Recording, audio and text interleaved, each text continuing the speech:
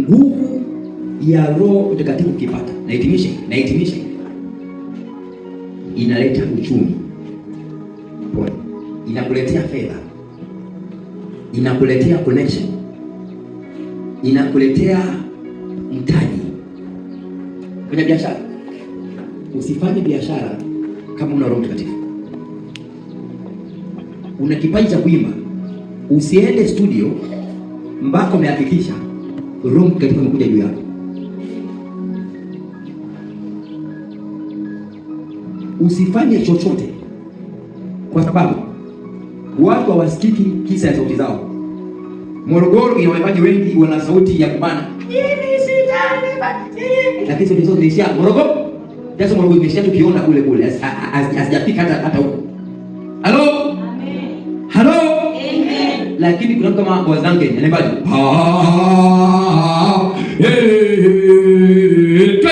Yesu astahili. So jana heshima tole.